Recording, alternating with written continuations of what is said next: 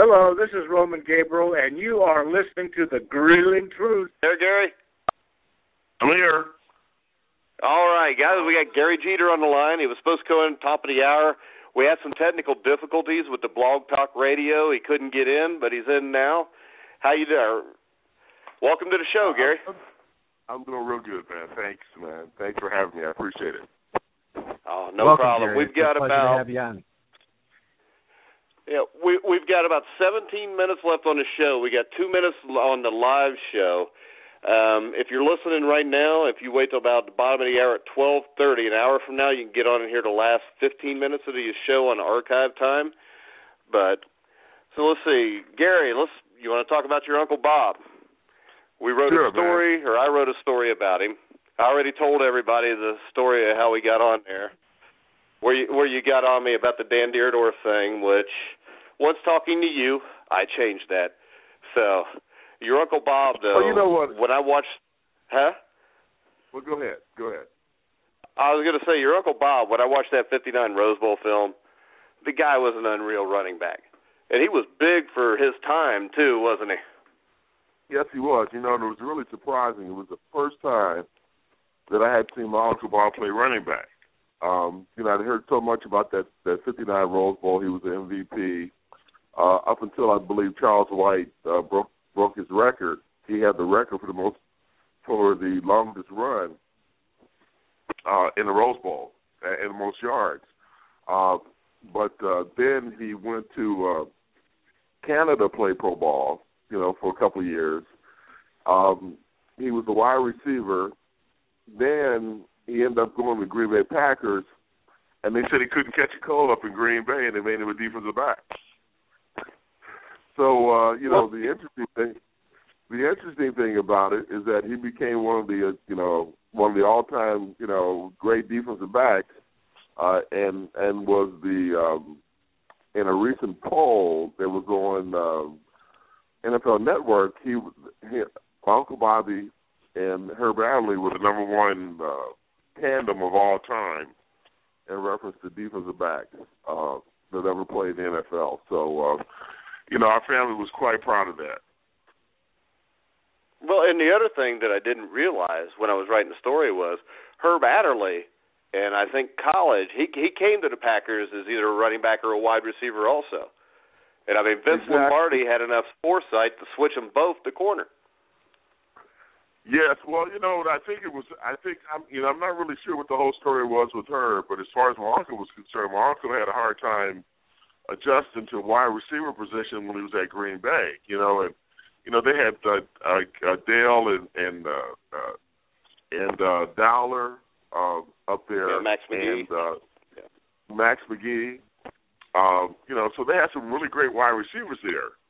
And so it was really tough, you know, he was having a hard time to break in. So he put him on the defensive side of the ball, and it took him a while, a couple of years to adjust. But in the 1965 championship game against the Cleveland Browns, he played against Paul Warfield, and he did a great job against Paul Warfield, and he ended up taking over the starting job in that particular game. And pretty much the rest was history, man. He was an incredible defensive back, man. He was very instinctive. He was a sure tackler. It was kind of like the Deion Sanders of his time. He wasn't like a vicious hitter, but it was always a sure tackler. And for whatever the reason was, he usually always ended up covering the toughest receiver on the other team. Yeah. Matt? Yeah, Gary, this is Matt. Really great to have you on the show. Hey, I'm great. Did your uncle ever tell you what it was like to play for Coach Lombardi? You know what, we worked out a few times. Just said it was tough. It was kind of like we didn't really. He was more like I didn't grow up with my father, and so he was more like my father. So. We didn't really talk about stuff like that. We just kind of, talked about life in general, but I was always around.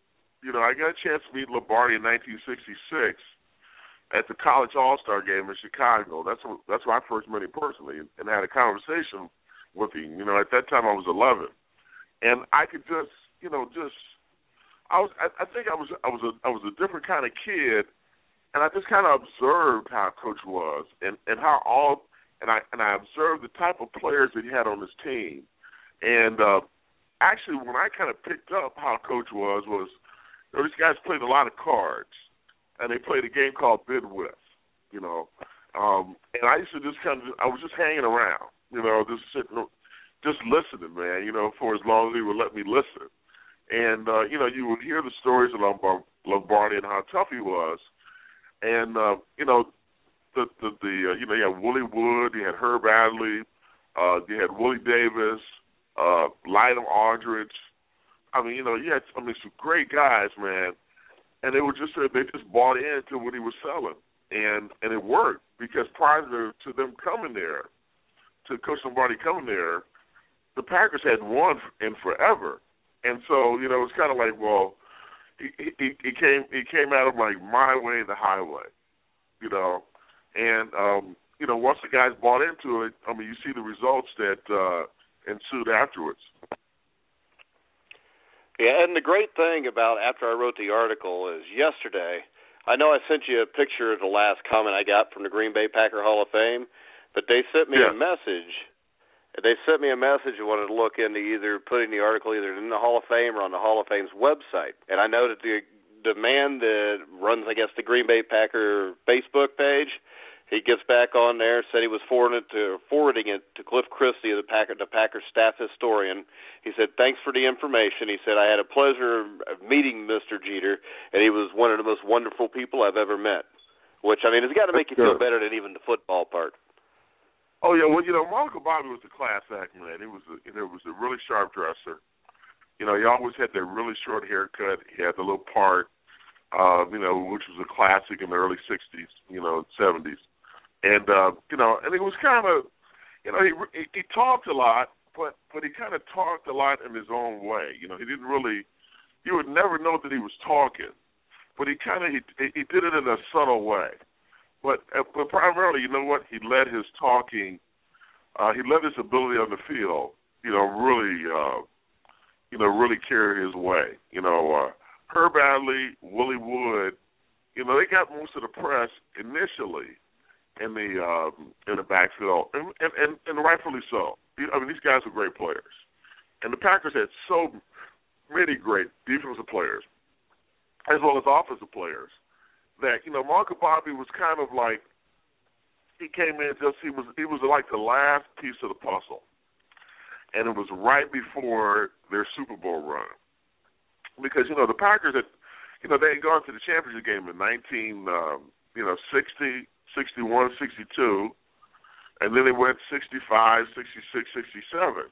And so, he kind of missed the first part, but the second part, he was integral in the success. And he started in the first two Super Bowls. And, it was really interesting, I had a chance to play 13 years in the NFL, and I never went to a Super Bowl. And, I look back, I remember the first two Super Bowl games.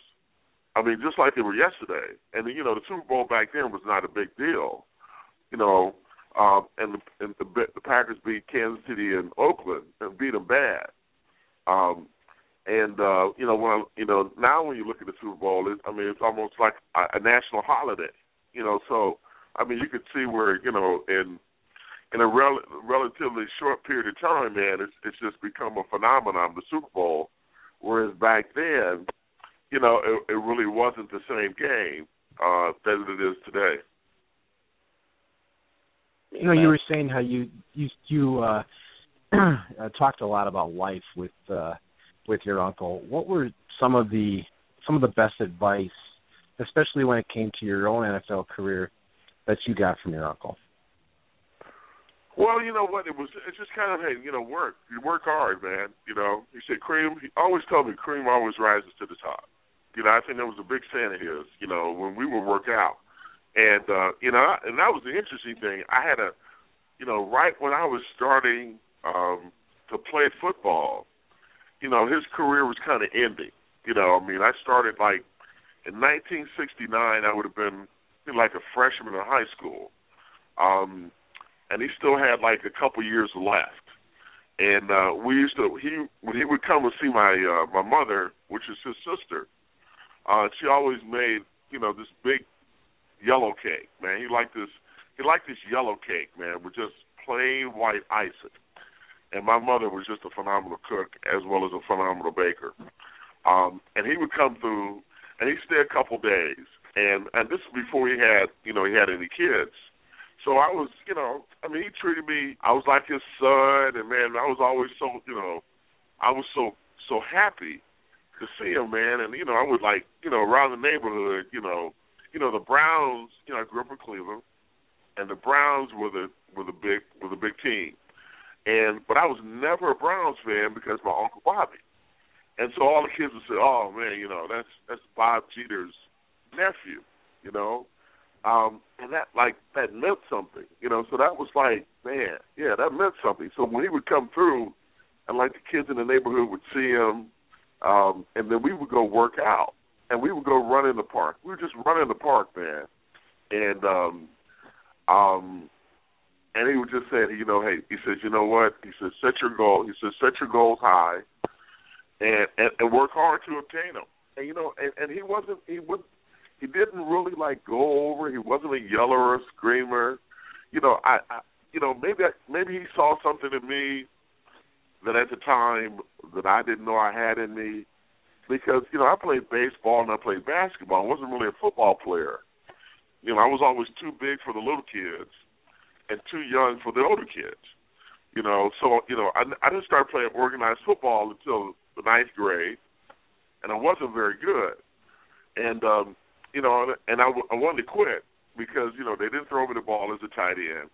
And on defense, I was like, man, what the hell am I doing over here, man? This seems like mass confusion. And one of the coaches came to me and says, hey, you need to lift some weights. So I lifted the weights in the off season, man, and I grew to this, put on like 35 pounds and 3 inches.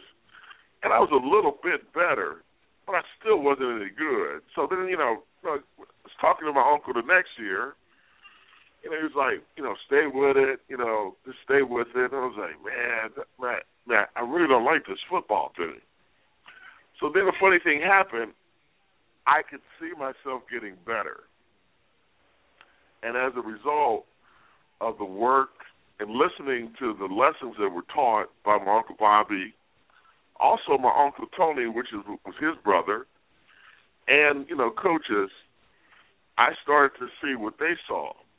And as a result, pretty much the rest was history, man. It just, the light went on, and I started understanding what football was all about. And then as the years went by, man, I just got smarter and smarter and bigger pretty much at the game. Yeah. Well, I can tell you this. We've only got about 2.5, 3 minutes left. You had a great career yourself, and if we wouldn't have had the technical difficulties that started the show, we'd have got into all of it. Are you willing to come back here in the next week or two? We can talk about your career a little bit more in depth. I tell you what, I would love to come back next week. Next week? All right. We've got Leon Searcy, former Jacksonville Jaguar, Pittsburgh Steelers offensive lineman. It's supposed to be on next Wednesday night, but we're looking into hopefully adding a show Thursday or Friday. Would you like to be on that one? Sure. You just let me know. When, and I'll make sure I'm on. All right. Now I've got one other request. I don't know if you saw on the Facebook where we posted the thing. There was a guy named Joe from New Jersey. His name's Joe Rodriguez. He's the biggest Giants fan I know, and he loved you when you played for the Giants. So just say hi, Joe, for me, and he'll be happy. Hey, Joe, how you doing, man? I really appreciate your support as well as the support, man. I want to say, I know we don't have much time, but I want to say one thing in closing.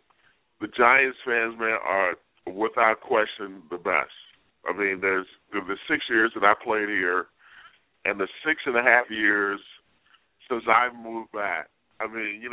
It's amazing how a lot of these guys are still around, and they remember when I played with the Giants. And, you know, and even with all the success that they've had here, Wellington Mara, the former owner of the Giants, he had a saying that came to fruition, and he says, once a Giant, always a Giant. And it's amazing. After 20 years of really not being in this New Jersey area, I got transferred by my job. And so I came back up here to New Jersey. And I tell you, it was amazing. I said, nobody's going to remember who the heck I am. I mean, they've had so much success.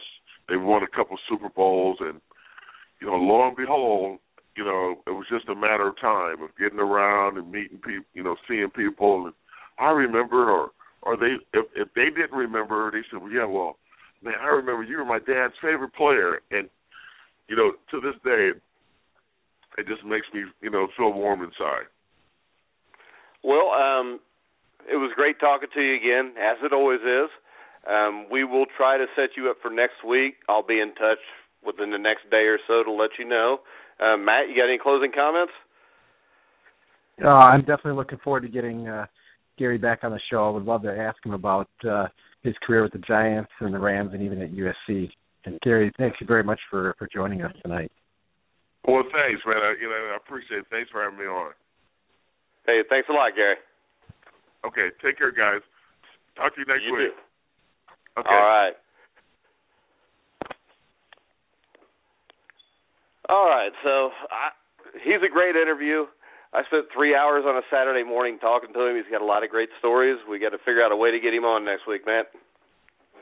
Definitely. He's definitely want to ask him about his playing days, the miracle at the Meadowlands, the '85 championship game, a lot of great moments that he was a part of, and I would love to get his perspective.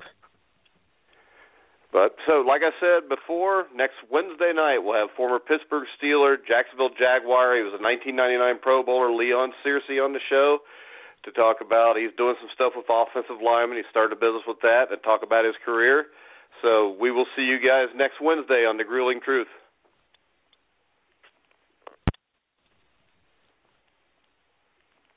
Enough is enough. Wall Street's greed and illegal behavior drove this country into the worst economic downturn since the 1930s. And then, after getting a huge taxpayer bailout because they were too big to fail, it turns out that 3 out of the 4 largest banks are bigger today than they were before we bailed them out. That's crazy. I'm Bernie Sanders. My plan: break up the big banks who are strangling our economy and make them pay their fair share of taxes. Then we can invest in the middle class, expand Social Security, and provide universal college education. I'll rein in Wall Street behavior so they can't crash our economy again. Will they like me? No.